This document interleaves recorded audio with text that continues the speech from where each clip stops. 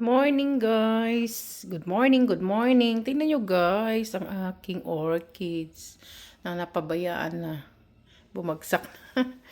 Tingnan mo guys, nag-bloom pa rin siya. Nag-bloom. Ayan oh, lagyan natin ng tubig. Alam nyo guys, yung tubig dito, ano lang, yung may chlorine lang siya. Hindi siya namimili. Ayun, sa gripo lang siya. Ayan oh, lagyan ko siya ng tubig. Yung sa sink lang siya, hindi siya maarte. Di katulad ng ibang plant ko na bibili talaga ako. Tingnan nyo, bumagsak na siya. Nakalimutan ko na nga to eh. Kasi lagi ako doon sa conservatory.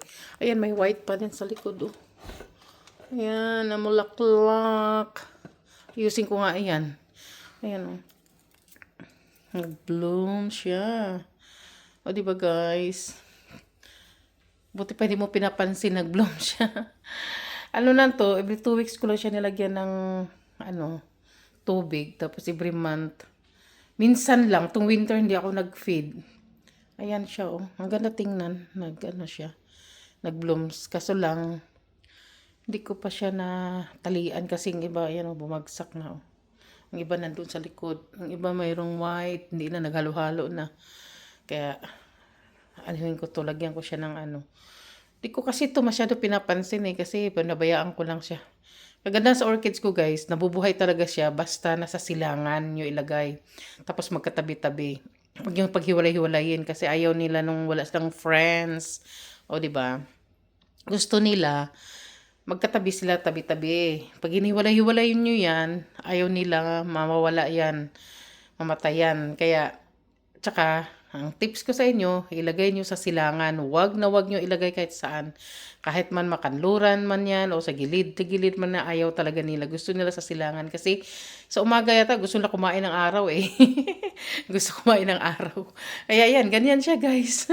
Kumakain sila ng araw kaya nabubuhay siya. Yan pagkain na araw eh. Wala naman akong pinapakain yan. Pag winter, wala akong yan, sa growing season lang ako naglagay ng feed nila. Pag winter, wala akong nilalagay na feed kasi hindi naman kailangan eh. Nag-blooms naman sila eh. Tubig lang. Every 2 weeks kasi sobrang init sa heater. Minsan every 3 weeks o 1 month. Ayan, depende kung basa pa yung nyo. Makikita nyo naman guys eh, yung yung ganito. Kung na siya, payat na siya, wala na siyang tubig.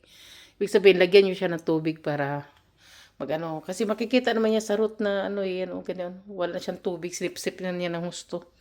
Kaya yan guys. Yan yung makita nyo sa orchids. Kaya ang iba sabihin nila, di daw sila nabuhayan ng orchids. Titingnan-tingnan nyo kasi na yung roots niya na kulubot na, ibig sabihin need na niya ng water. Pag hindi pa, mataba pa, ibig sabihin marami siyang tubig. Pero ayaw niya yung maraming ayaw niya ng wet feet.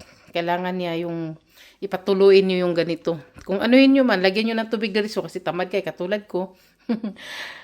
Pag mga kinabukasan tanggalin niyo, silipin niyo rin kung may basa-basa loob kasi ayaw nila yan, nabubulok. Yun lang guys. Thank you for watching and follow and share. Bye-bye.